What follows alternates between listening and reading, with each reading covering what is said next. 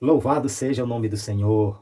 A paz do Senhor Jesus a todos. Sois bem-vindos ao canal EBD com Eduardo, iniciando a nossa segunda videoaula do nosso terceiro trimestre das lições bíblicas de adultos da nossa EBD. O tema da lição de hoje, a deturpação da doutrina bíblica do pecado. Então, nós temos aqui uma palavra que já chama a atenção, que nós vamos ver, vamos repetir, citar outras vezes no estudo de hoje, que é deturpação. A palavra deturpar fala de deformar, alterar, desvirtuar, modificar.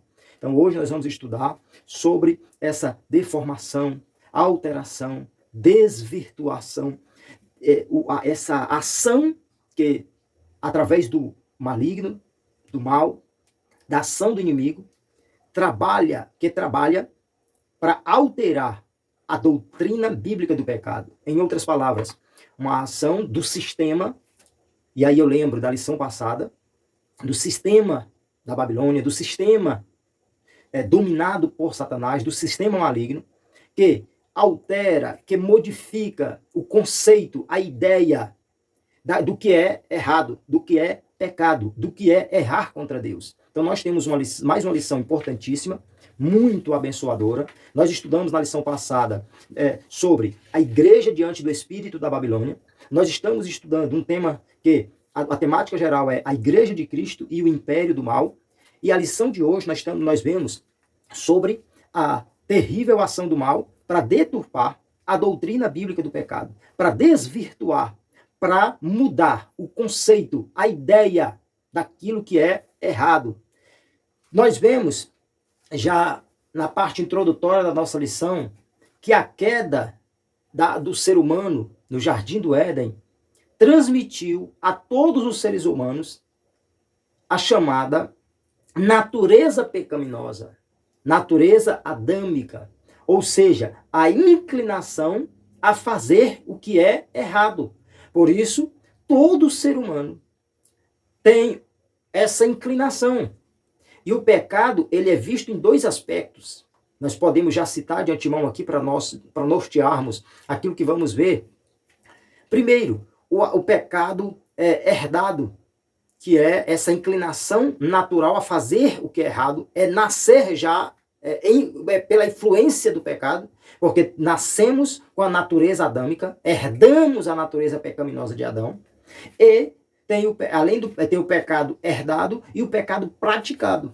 O ser humano tem a problemática do pecado em decorrência de ter a natureza humana, que tem ter a inclinação ao pecado, a fazer o que é errado, por receber esta natureza de Adão, o primeiro homem que veio a pecar, e o pecado praticado é o pecado onde a atitude errada de cada um o leva a fazer aquilo que está contrário à vontade e à palavra de Deus. Então esse é o pecado praticado. E nós vemos que o ser humano, toda a humanidade herdou essa natureza pecaminosa a partir da queda no Éden. E somente através da regeneração, que é o meio através do qual Deus restitui, restaura, reabilita o ser humano, somente através desse processo, somente através da regeneração, é que nós temos o único meio possível de desfazer as consequências do pecado. Então, só a regeneração que desfaz as consequências do pecado. Nós vemos que, por influência de teologias dos dias odiernos, a doutrina bíblica do pecado tem sido enfraquecida, tem sido deformada, tem sido deturpada. Teologias modernas, teologias dos nossos dias, que são, na verdade, ensinamentos que se dizem bíblicos, mas que se fazem antibíblicos, que estão contrários ao ensinamento ortodoxo da palavra de Deus, que tem um conceito deturpado do pecado, um conceito enfraquecido, que tem transmitido um falsos ensinamentos a respeito do pecado, e feito com que muitas pessoas entendam, aprendam e vivam de modo errado quanto ao que é pecado, ao conceito de pecado. E aí, muitas pessoas estão praticando o pecado como se estivesse tudo bem, se estivesse tudo certo. Nós vemos que essas teologias modernas, essas teologias que surgem contrárias ao ensinamento bíblico verdadeiro, abriu as portas para a normalização do pecado. Porque, na verdade, estas teologias modernas, elas acabam transmitindo uma ideia de que muitas atitudes que, conforme a Bíblia ensina, são erradas, elas passam a normalizar. E aí as pessoas passam a praticar de forma natural aquilo que é errado como se não fosse. Então nós vamos ver a respeito desse perigo destas tais teologias modernas para a ortodoxia cristã. Vamos ver o quanto é perigoso estas tais teologias para o ensino correto, o ensino verdadeiro da palavra de Deus. Primeiro, o ensino bíblico da natureza pecaminosa. Ponto 1. Definição de pecado. Nós vemos que o termo pecado vem do hebraico chatá, que quer dizer errar o alvo, e do grego hamartia, que quer dizer erro moral. Então, do hebraico e do grego, nós temos o sentido de errar o alvo e erro moral. E quando estudamos a Bíblia Sagrada, nós vemos, portanto, que pecado diz respeito a transgredir a lei divina. É a transgressão à lei do Senhor, à lei de Deus. É quando o ser humano fere. É quando o ser humano afronta. É quando o ser humano vai de encontro. Ou seja, quando o ser humano bate de frente com aquilo que Deus quer, com aquilo que Deus mostra, com aquilo que Deus ensina, com aquilo que Deus requer do ser humano e que Deus nos ensina na sua palavra. E aí nós vemos que esta palavra abrange não apenas errar o alvo, mas deliberadamente acertar o alvo errado. O que quer dizer isso? Não é o pecado não é só você não fazer aquilo que Deus quer, porque você não sabe o que Deus quer. Pecado vai além disso. É fazer conscientemente aquilo que você sabe que não agrada a Deus. É quando o ser humano faz conscientemente algo que o consciente dele diz que não está correto. Porque Deus não se agrada, porque não está de acordo com a vontade de Deus. Então, o pecado diz respeito à rebelião e desobediência contra Deus e a sua palavra. É quando o ser humano vira as costas para Deus e não se preocupa em agir conforme a vontade de Deus, a palavra do Senhor.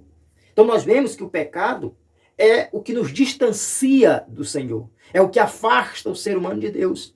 A nossa lição mostra que o pecado é a condição do homem não regenerado e só pode ser expelido por meio do novo nascimento.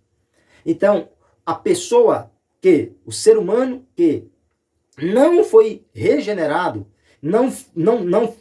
que não deixou, não permitiu que Jesus o restaure espiritualmente, ele está em pecado. E somente se ele nascer de novo é que esse pecado pode ser tirado, expelido. O que é nascer de novo?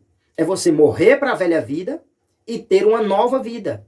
Você abandonar o velho estilo de vida e ter uma nova vida em Cristo. É você abandonar o que você gosta, aquilo que você faz, a satisfação dos desejos mundanos, deixar de viver fazendo a vontade do inimigo, aceitar a Cristo como Senhor e Salvador da tua vida, passar a viver para Cristo, fazer a vontade de Jesus, ser transformado por Ele. Somente por meio desse novo nascimento, dessa mudança de vida, que o pecado ele pode ser expelido, ele pode ser tirado, né? Conforme nós vemos em João capítulo 3, dos versículos 3 ao 7.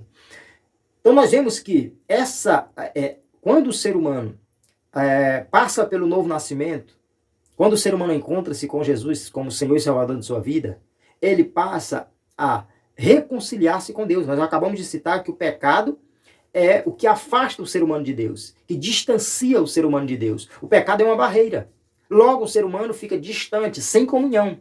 E quando ele é restaurado através de Cristo, ele passa a reconciliar-se com Deus. Jesus veio para nos trazer toda sorte de bênçãos espirituais, dentre elas a reconciliação. Nós somos reconciliados com Deus através de Cristo. A reconciliação com Deus só é possível única e exclusivamente através de Cristo Jesus. Segundo, a universalidade do pecado.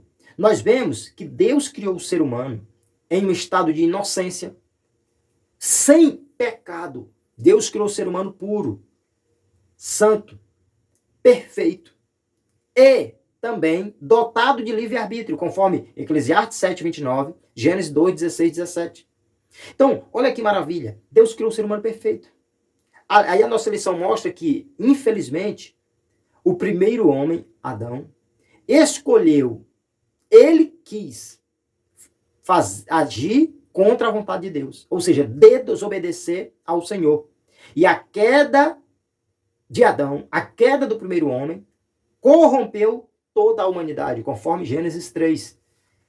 Então, a partir da queda no Éden, toda a humanidade, todos os que nasceram, já nasceram em pecado. Já herdaram a natureza pecaminosa de Adão. A nossa lição mostra que todo ser humano está debaixo da escravidão do pecado e da condenação da morte. Quando lemos Romanos 3:23, o apóstolo Paulo ensina que todos pecaram e ficaram afastados, distanciados do Senhor, distanciado de Deus, afastado da glória de Deus. No capítulo 6, versículo 23, o apóstolo Paulo nos ensina que o salário do pecado é a morte, mas o dom gratuito de Deus é a vida eterna em Cristo Jesus, nosso Senhor. Então, Deus é tão maravilhoso, Deus é tão bondoso, que o ser humano pecou, o ser humano toma atitude que o distancia de Deus, e Deus providencia um meio de reconciliação através do seu Filho Jesus. E nós vemos que, apesar de corrompida pelo pecado, a natureza humana pode ser eficazmente regenerada pela fé em Cristo. O ser humano ficou corrompido, a natureza humana ficou corrompida. Porém, Deus propicia, Deus oportuniza a humanidade, Deus possibilita ao ser humano ter a sua vida restaurada através da fé em Cristo. Não é porque o ser humano é bom, não é pelas suas boas obras, não é porque um é melhor que o outro. É através de crer naquele que limpa, crer naquele que purifica, crer naquele que justifica. É ter fé naquele que morreu por nós, que é o Senhor e Salvador das nossas vidas, Jesus Cristo. Terceiro subtópico, corrupção total. Diz respeito ao estado de corrupção mental, moral e espiritual da natureza humana. Ou seja, o ser humano, por causa do pecado, e acabamos de citar que todos pecaram, então toda a raça humana ficou corrompida por causa do pecado. Agir contrário à vontade de Deus fez com que o ser humano passasse a estar completamente corrompido. Corrompido moralmente, mentalmente e espiritualmente. Então a natureza humana ficou completamente corrompida, arruinada, prejudicada por causa do pecado. A nossa lição mostra que por causa da queda, todas as áreas do nosso ser foram corrompidas. Então o ser humano ficou completamente corrompido a partir da queda do homem. A lição, o texto diz que essa corrupção impede o homem de tomar a iniciativa no processo de regeneração. Então, o ser humano ficou corrompido. Logo, o ser humano ficou distante de Deus, caído espiritualmente, como se estivesse morto. O ser humano caído, morto espiritualmente, o ser humano é em pecado, o ser humano é degenerado, a natureza humana é degenerada, o ser humano está enfraquecido, então ele não tem forças para tomar uma iniciativa, uma atitude para reconciliar-se com Deus. Então o passo inicial para o ser humano ter a vida espiritual restaurada não vem dele mesmo. Não é o ser humano. Inclusive não é o mérito humano. A nossa lição nos mostra que o ser humano só pode ser liberto do pecado através do Santo Espírito de Deus, do convencimento do Espírito Santo. É o Espírito Santo, conforme o texto bíblico, que convence, que faz o ser humano ter entendimento, consciência do que é pecado, de que ele está em pecado, de que ele precisa de perdão, que ele precisa da reconciliação. E aí o Espírito Santo que trabalha na mente do ser humano, e o ser humano passa a ter o entendimento, a compreensão de que ele está em pecado, que está errado, que ele precisa se ajustar, que ele precisa de perdão, de reconciliação, de ajustar-se espiritualmente com Deus. Então é o Espírito Santo que começa a trabalhar, o Espírito Santo que trabalha na vida, na mente do ser humano. Então nós vemos que só através da graça de Deus, através de Cristo, que o homem recebe capacidade para crer, arrepender-se e ser salvo. Não é porque o ser humano é bom, é porque Deus, através da sua graça, possibilita. A lição nos finaliza dizendo que dessa forma, a libertação do pecado não provém de nenhum esforço humano, mas é gratuita e divinamente ofertada. Quando você lê Romanos 6:23 e o capítulo 2 de Efésios, especialmente os versículos 8 e 9, Romanos 6:23, Efésios 2, especialmente o versículo 8 e 9, quando Paulo ensina que Deus proporciona a vida eterna, que Deus proporciona a sua graça através de Cristo, nós vamos observar de forma muito clara que não é o mérito humano, não é porque o ser humano é bom. Então, nesse contexto do ensino bíblico da natureza pecaminosa, nós vemos que o ser humano tomou uma atitude deliberada, por vontade própria, de desagradar a Deus. Todo o ser humano pecou, todo o ser humano ficou corrompido e só Deus, através de Cristo, do Santo Espírito de Deus, que pode trabalhar para que o ser humano possa ser restaurado espiritualmente, para ser completamente restaurado. Então, nós vamos para o segundo tópico da nossa lição. As teologias modernas. Nós vamos ver aqui ideias, teses, ensinamentos contrários à palavra de Deus, contrários à ortodoxia cristã, quanto ao que é pecado, quanto ao que é errado para a vida espiritual e moral do ser humano. Nós temos no primeiro tópico a teologia do pecado social. O que é a teologia do pecado social? É uma teologia que muda o conceito do que de fato é pecado. Deixa de evidenciar que o pecado é um mal moral e espiritual para focar na problemática das questões sociais. A nossa lição mostra que a tese do pecado social nos leva aos concílios católicos de Medellín, 1968, na Colômbia, e Puebla, em 1979, no México. E nós vemos que essa tese, ela defende que o pecado é algo que se constrói por meio de estruturas opressoras, tais como pobreza, injustiça, desigualdade. A Bíblia deixa claro que o pecado atingiu toda a raça humana. Se isso aqui tivesse fundamento, onde não existe pobreza, onde não existe tanta injustiça, onde não existe tanta igualdade, em algum lugar específico, onde, por exemplo, é um lugar onde há um nível elevado de pessoas, uma quantidade significativa de pessoas com nível de social, financeiro elevado, então esses aí não teriam pecado como outras pessoas têm, não estariam em pecado como os outros seres humanos, sei lá. Isso é uma utopia, isso não tem fundamentação bíblica. Na verdade, é uma distorção de compreensão daquilo que é errado, daquilo que é pecado. É você deixar de mostrar aquilo que é errado para falar das consequências que o ser humano vive em decorrência do pecado. Por causa do pecado, o ser humano está sujeito à pobreza, à injustiça, desigualdades. Mas antes de existir injustiça, pobreza, desigualdade, o pecado já existiu. Então o pecado vem antes disso. Tratar do pecado fala de lidar com a questão moral e espiritual do ser humano, e não unicamente de questões relacionadas à problemática das questões sociais. Então nós vemos que o pecado deixa de ser tratado no nível da moral e passa a ser considerado no nível econômico e social, deturpação. Nós vemos que a mudança de ênfase do pecado original para o pecado social enfraquece a responsabilidade moral do pecador. Então, na verdade, é uma ação do mal na sociedade e dentro de muitas igrejas, na vida de muitas pessoas que se dizem crentes. E aí, dentro da igreja levantam-se, nasce ensinamentos contrários à palavra do Senhor. Aí tem hoje muitos políticos que se dizem cristãos, que se dizem crentes, que se dizem evangélicos, defendendo esse tipo de ideologia, pensamentos, teses, teologias, ensinamentos. A nossa lição nos mostra que, a partir daí, resolver as questões da ordem social é visto como solução para o problema do pecado. Então, isso aqui é um conceito extremamente deturpado. Resolver questões de ordem social não é resolver a problemática do pecado. Resolver problemas relacionados à pobreza não é resolver questão relacionada a pecado.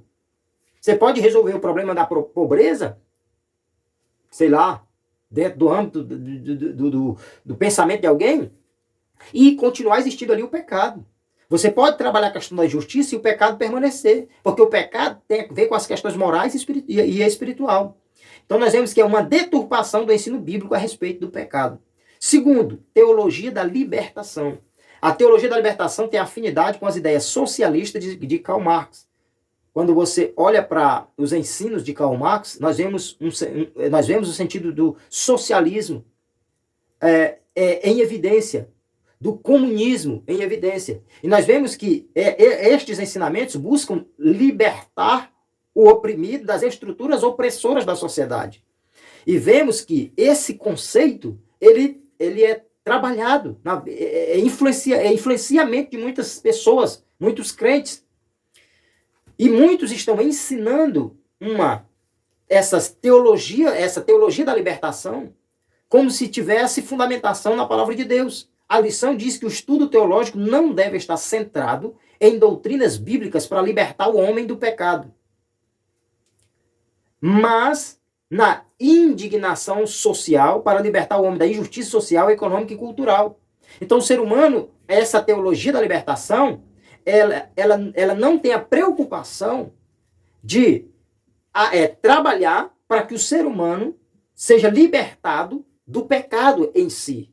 Mas ela trabalha na questão social, visando libertar o homem da injustiça social, da injustiça econômica, da injustiça cultural.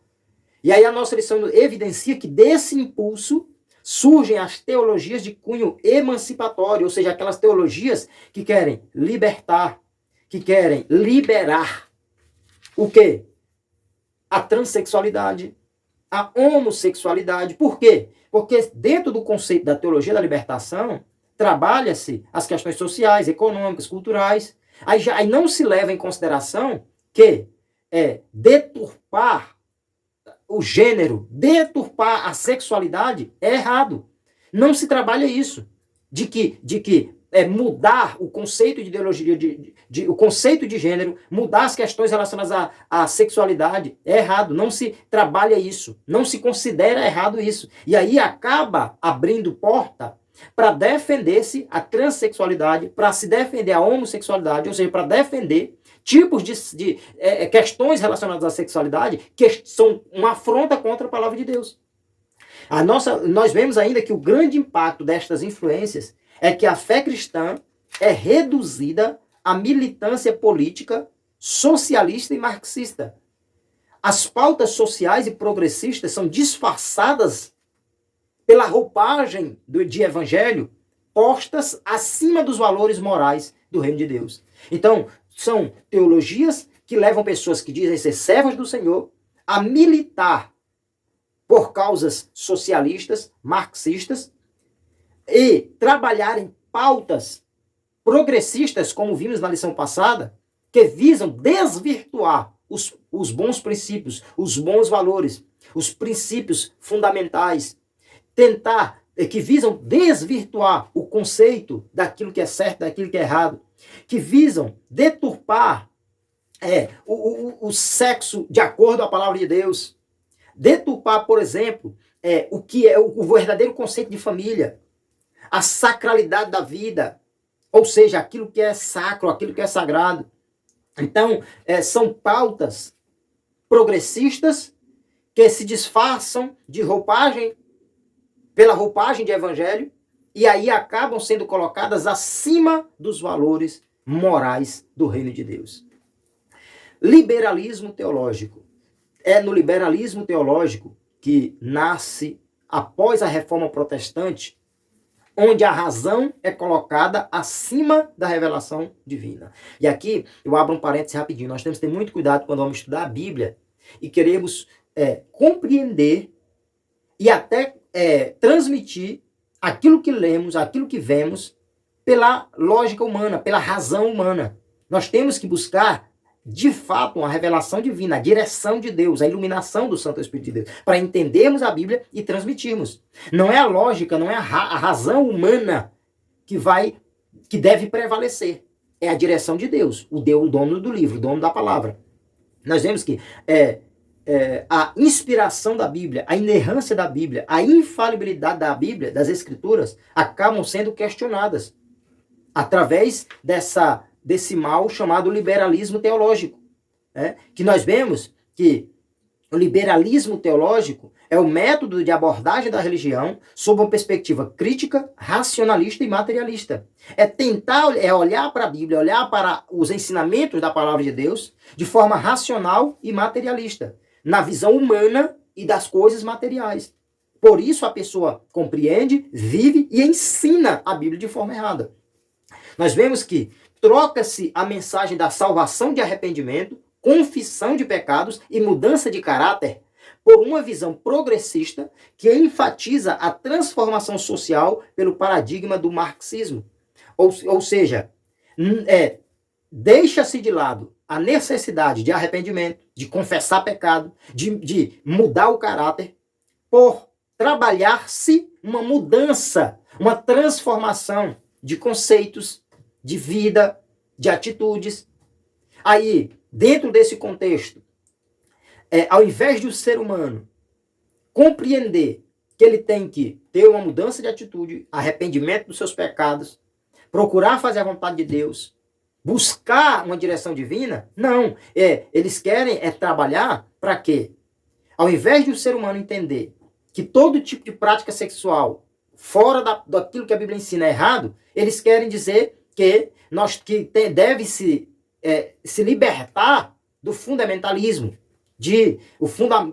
ou seja, da crença de que sexo é só entre homem e a sua mulher que são casados, entre o homem e o marido e a esposa. Um trabalhar dessas pautas progressistas que visam deturpar o verdadeiro conceito de família. Qual é o conceito de família à luz da palavra de Deus? O homem, a mulher e a sua prole, os seus filhos. E essas pautas, na verdade, visam o quê?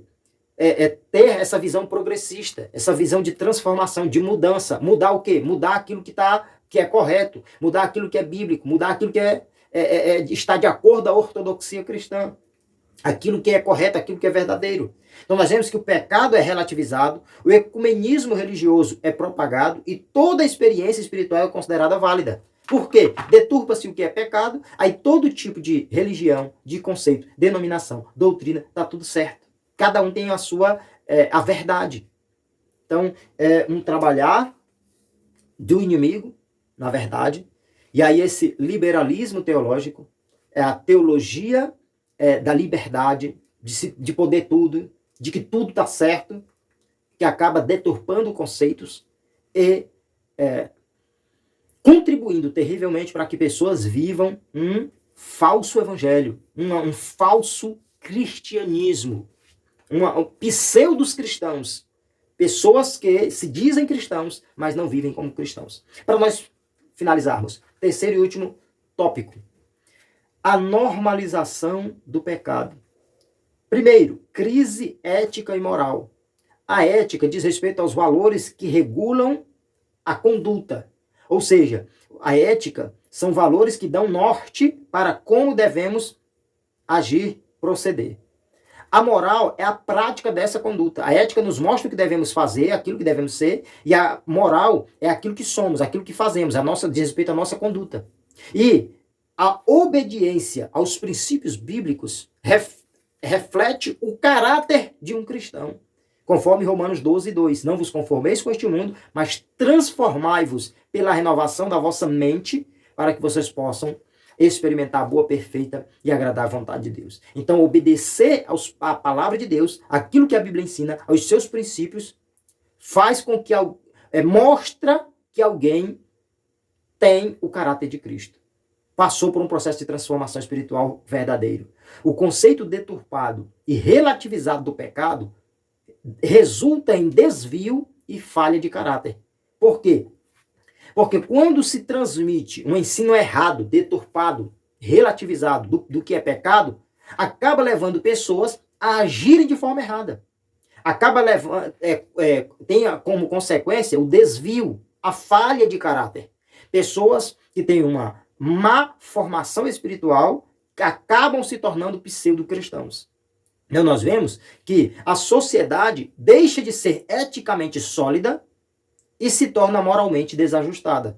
É uma sociedade que não tem o norte de como deve proceder, por isso acaba procedendo de forma errada. Não tem ética, acaba não tendo moral. Então nós vemos, eu acho interessante até algumas vezes que muitas coisas que outrora você não via na sociedade, porque a sociedade achava errado, hoje você vê até dentro das igrejas. Pessoas lá fora não faziam e hoje elas fazem e muitos de que estão dentro da igreja estão fazendo também. Então nós temos que ter muito cuidado com a relativização do pecado. Cada dia que se passa, mais coisas são tratadas como se não fosse erro, como se não fosse pecado. A nossa lição nos mostra que temas progressistas violam a ética e a moral bíblicas e passam a ser normalizados. Tá? Então nós vemos que esses temas que são defendidos, eles defendem todos os dias. Dia a dia eles estão defendendo a imoralidade sexual, defendendo o aborto, defendendo o uso de drogas ilícitas e outras pautas. Todo dia eles ficam batendo nessa tecla, de modo que na cabeça de muitos isso acaba sendo normalizado. É uma coisa errada que é defendida de forma tão repetida, martelando-se sempre na mesma coisa, que na cabeça de muitos acaba se tornando normal. As pessoas acabam achando normal. Cada dia que se passa, mais pessoas perto de alguém está defendendo e fazendo algo errado. Aí acaba se tornando algo normal para muitas pessoas, na mente de muita gente. Então, esses temas, essas pautas progressistas, estão afrontando a ética e a moral bíblica e acabam se tornando normais. Coisas normal, natural, como se fosse natural. Como se não estivesse sendo pecado, como se não fosse errado, como se não afrontasse a palavra de Deus e o próprio Criador. Segundo subtópico, imoralidade sexual. A deturpação da doutrina do pecado favorece o avanço da imoralidade sexual. Conforme nós vemos Romanos 1:24, o ser humano, ele erra contra Deus e, consequentemente, ele vai se afundando naquilo que é errado. Em defesa da liberdade de decisão sobre o corpo, banaliza-se o sexo pré-conjugal, o sexo extraconjugal, normaliza-se a homossexualidade, Romanos 1:26-27, e a doutrina da castidade é vista como opressora. Então, defender a sexualidade à luz dos princípios bíblicos se torna errado. Banaliza-se o sexo ilícito, que é o sexo antes do casamento, o sexo fora do casamento, a homossexualidade. Por quê? Porque defende-se que todo mundo tem que ter liberdade de decidir sobre o próprio corpo. E aí a nossa lição mostra que o pecado é tolerado, a família é desconstruída e a doutrina da santidade é negligenciada. Terceiro, a dessacralização da vida. Dessacralização vem de está dentro do contexto de sacralidade. Sacralidade fala daquilo que de algo que é sacro, daquilo que é sagrado. Dessacralização é quando se descaracteriza aquilo que é sagrado, quando se deturpa aquilo que é sagrado. E aqui fala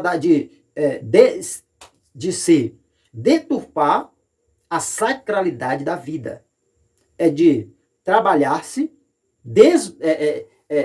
desconsiderando que a vida é algo sagrado. Nós vemos que as Escrituras ensinam que a vida humana é sagrada porque tem origem divina. Gênesis 1:27. Portanto, a vida é inviolável e deve ser valorizada. O ser humano não pode violar. Deus é o dono da vida. Ele que pode dar e tirar. Ninguém tem esse direito. Nenhum ser humano tem o direito de violar, de tirar a vida de alguém, de desvalorizar a vida. A vulgarização do pecado fomenta ideologias que desprezam a sacralidade e a dignidade humana. Ou seja, o fato de o ser humano tornar o pecado vulgar não transmitir-se o ensinamento correto de que muitas coisas estão erradas, acaba levando a sociedade, o ser humano, a ideologias que desprezam o fato de que a vida é algo sagrado. O slogan Meu Corpo, Minhas Regras reivindica o pseudo-direito de a pessoa usar drogas, prostituir-se, abortar, cometer suicídio e a eutanásia. Ou seja, propaga-se tanto, você tem o direito, você tem a liberdade de decidir sobre o seu corpo. Aí muitos usam essa frase, muitas vezes utilizam essa expressão, meu corpo, minhas regras, como se o ser humano tivesse o direito. Como se o ser humano fosse autocriado, autoexistente. Nós somos criados pelo Criador do universo, nós somos frutos da ação divina. O Deus é o Senhor das nossas vidas. Nós não temos o direito de fazer o que quisermos com o nosso corpo. Nós somos criados para templo e morada do Espírito Santo de Deus. Como é que Deus vai habitar no ser humano e o ser humano poder fazer o que quer do seu corpo, prejudicar o seu corpo, fazer coisas que vão trazer prejuízos para a morada do Espírito de Deus? Como um cristão pode defender pautas que afrontam a palavra de Deus e que querem permitir que o ser humano possa fazer o que bem quiser da sua vida e do seu corpo?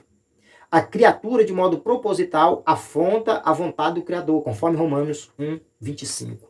Então, para nós concluirmos brevemente, apesar de nós, igreja, não sermos apolíticos e nem insensíveis às desigualdades sociais, o mal primário a ser combatido é o pecado inerente à natureza humana.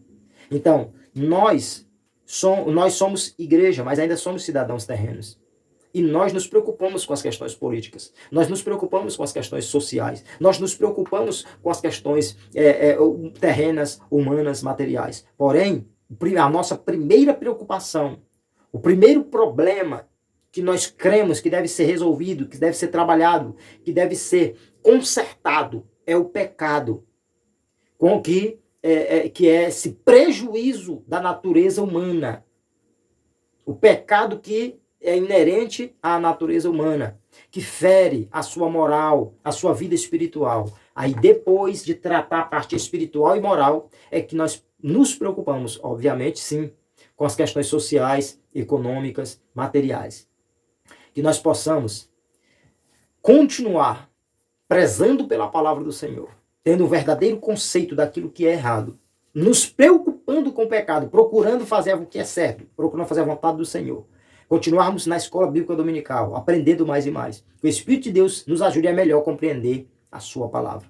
Breve estudaremos sobre o perigo do ensino progressista. Pense em mais uma lição muito abençoadora. Deus continue abençoando a tua vida. Inscreva-se no nosso canal, você que ainda não é inscrito. Deixe o teu like, deixe aí um comentário. Nos ajude a divulgar. E continue orando por nosso projeto, por esse canal, por nosso ministério. Que Deus continue abençoando a todos. Fiquem na paz do Senhor Jesus.